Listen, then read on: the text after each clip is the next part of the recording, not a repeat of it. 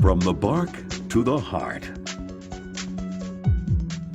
In Canada, the abundance of our forest resources is the envy of many countries and, for many generations, has been a source of pride. These natural wonders constantly enrich our lives in so many ways. Because of dedicated craftsmen who each day work to offer us top-quality hardwood veneer and plywood, wood is more popular than ever in our homes. Let's take a look, step by step, how this true Canadian resource has changed our lives for the better. As soon as the logs arrive from the forest, they're classified by species, inspected, and kept under optimal humidity conditions to avoid any deterioration during the warm season. The first step is debarking. Taking great care not to damage the log, the bark is peeled off with the evenness that only the sure hands of an experienced technician can accomplish. The bark is recycled to be used as fuel or to be shredded into raw materials for other industries.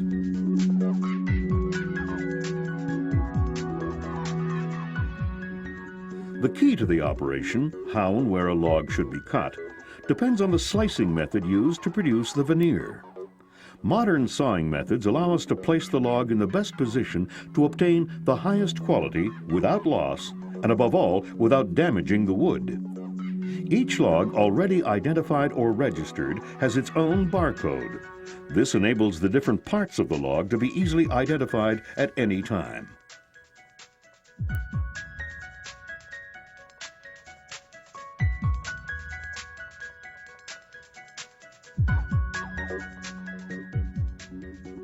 The log will be cut in half or into quarters, and each half or quarter log will travel through each step of the process together.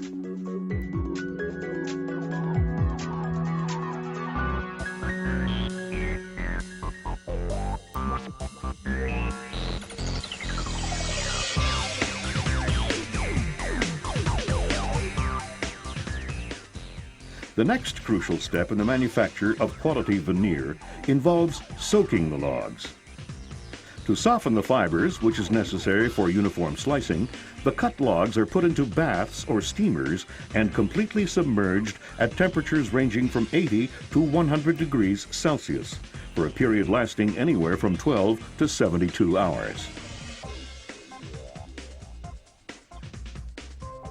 The success of the different cutting methods largely depends on the consistency of the wood fibers. Everything from the hardness of the wood and the size of the logs to the fragility of certain species of wood and weather conditions affects the water temperature for soaking. For maximum effectiveness, the log should be cut within an hour of soaking. At this point, the half or quarter logs can be sliced. To ensure that the veneer lots of the same tree are not separated, tags corresponding to a log's barcode are carefully attached and scrupulously verified at each stage of the process. Let's take a look at the different ways of cutting the wood. Flat slicing is the most common cutting method. The half log is positioned with the heart side flat against the flitch table, solidly held, and analyzed to determine its particular features. The tools are then adjusted to best take advantage of each log's attributes. The operator then chooses the slicing speed based on the wood species, its hardness or fragility, and the thickness of the veneer required.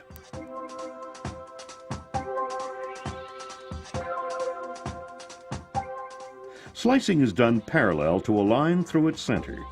This cut produces a light, multicolored, and very distinctive pattern.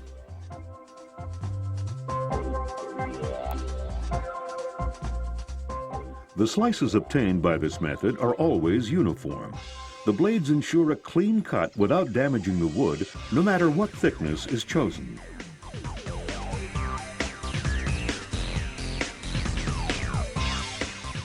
The quarter slicing method produces a series of straight lines.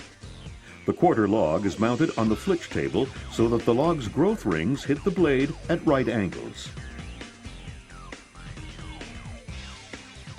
This cut is commonly known as a rift cut. The log's size, its natural shape, the particular features of the species of wood, and of course the thickness of the veneer, all determine the rotation speed of the log itself. For example, a quarter log of oak, like this one, will be completely sliced after a few minutes.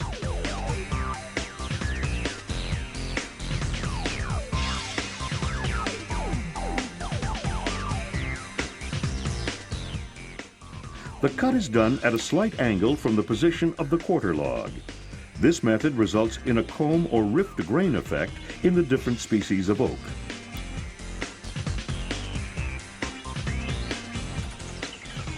The sheets of veneer always remain in their natural order as they emerge. The half-round slicing is a variation of rotary cutting.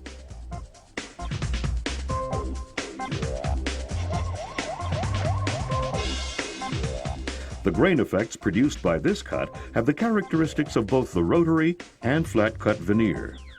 The cut slightly crosses the annual growth rings.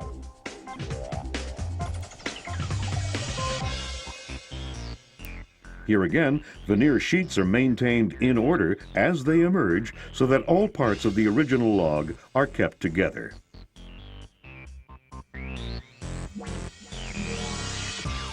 One by one, the slices of veneer carefully enter the dryer.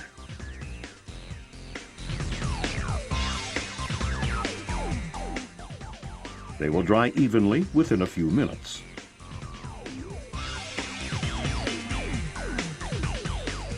As the veneer slices leave the dryer, they are once more reassembled to reconstruct the log which never separates.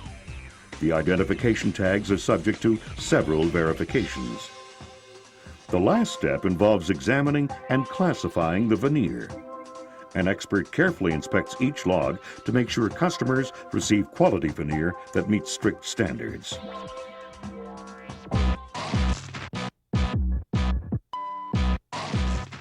In lengthwise slicing, a stationary blade slices a board of flat lumber lengthwise.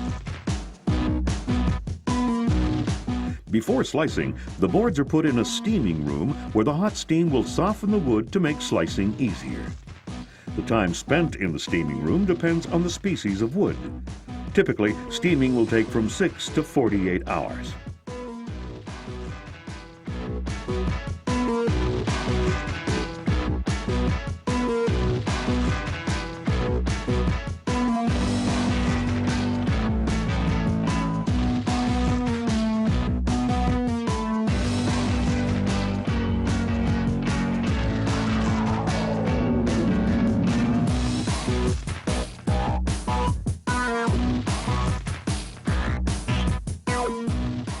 Let's take a look at a totally different way of producing veneer: rotary cutting. The logs are soaked as soon as they arrive at the plant. This ensures a soft bark, which allows for a very precise peel.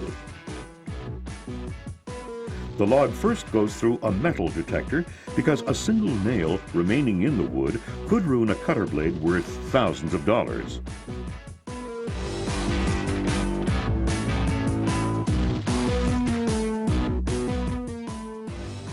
In order to determine a cutting position that will optimize the slicing, it is possible to analyze a log on all its faces with a laser. The information is then transmitted to adjustable arms that will position themselves according to the structure of the log. The log rotates towards the blade and is peeled in long, wide sheets like a roll of unwinding tissue. Depending on the temperature and the particular characteristics of the wood species, the rotation speed may also be modified. This method creates veneer with very different ring patterns.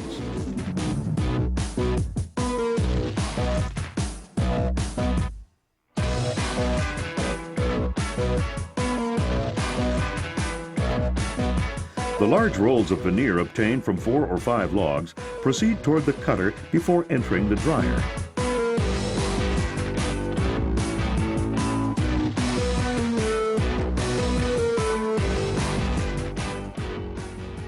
The veneer is unrolled very slowly and carefully cut into standard sizes. It may also be cut depending on certain characteristics of the wood. The sheets simultaneously undergo another quality control check.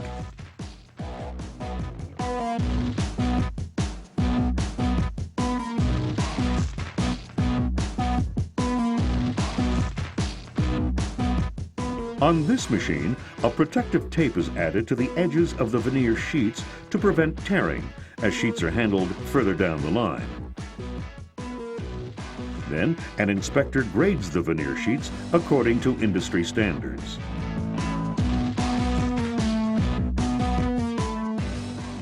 The sheets would then be sold as is or jointed depending on the client's needs. Clipping the sheets is the initial step of the splicing process.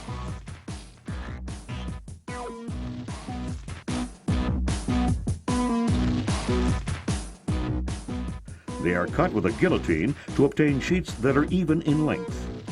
A similar clipping or cutting procedure is performed to produce a sheet of a proper width on a double guillotine.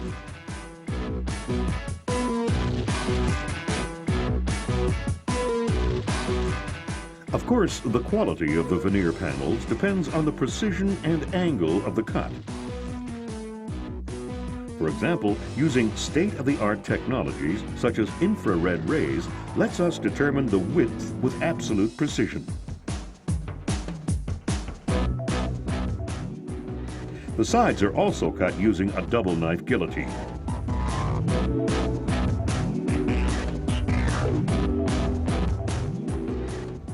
The panels are then headed toward the glue machine, which bonds the edges of the sheets.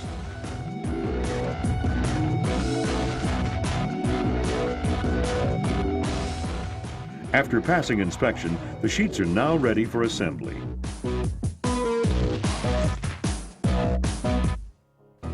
Next comes the actual splicing. Splicing can be achieved through two methods. Here we see how the sheets are assembled to produce a book match. The sheets are placed laterally into the machine. This method allows the production of larger volumes.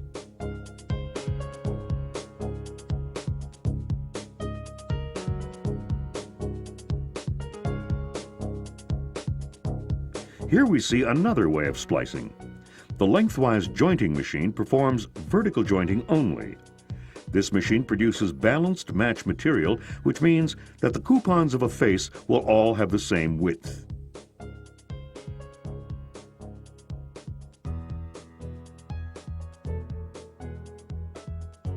The panels of veneer are now ready.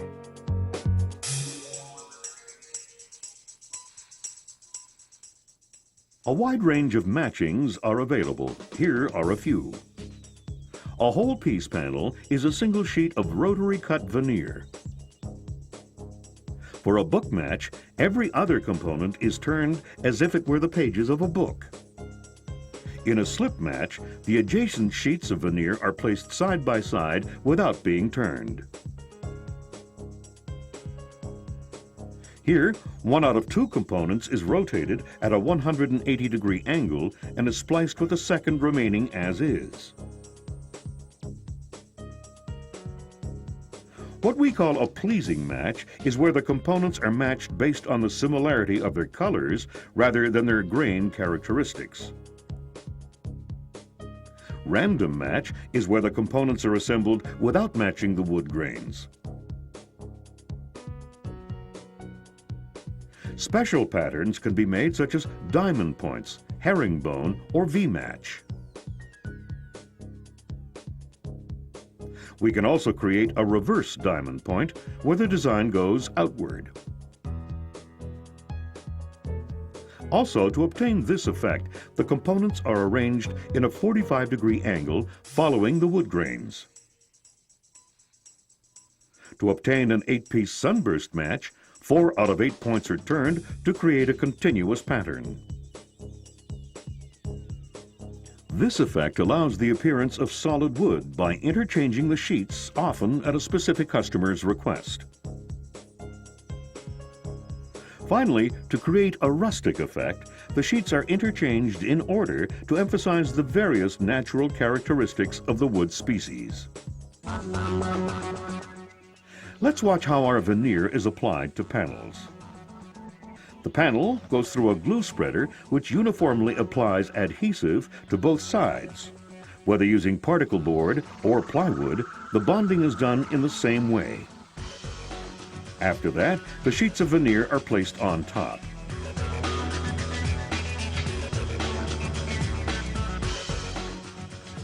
The technique used to actually manufacture plywood is the same. The sheets of veneer are placed in rotation, alternating the grains horizontally and vertically to ensure the panel's strength. Hardwood veneer can be laminated to several types of core material: veneer, particle board, medium density fiberboard, a combination of these cores, or to solid lumber. There are also other types of core materials available from various manufacturers. The following step is temporary. Pre-pressing temporarily fixes the panels so they can be more easily handled.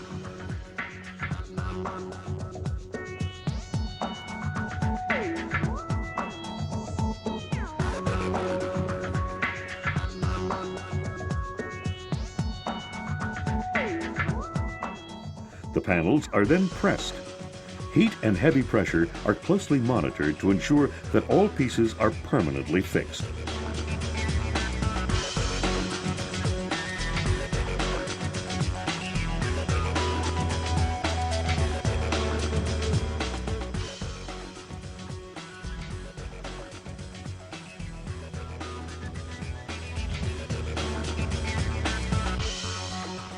With the veneer now firmly in place, the panel is sawn at right angles.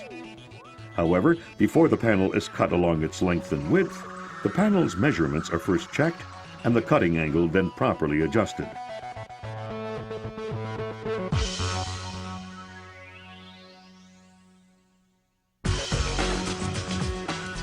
To rigorously adhere to the plywood industry's quality standards, each panel is inspected and repaired using razors or wood filler, depending on the defects.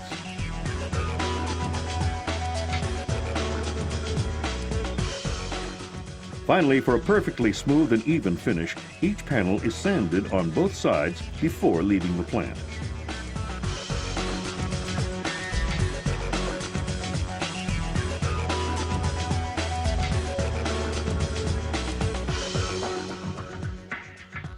Upon exiting the sander, the boards are inspected on both sides. The inspector then decides whether the plywood is ready for shipment, whether it can be repaired, or if it must be discarded.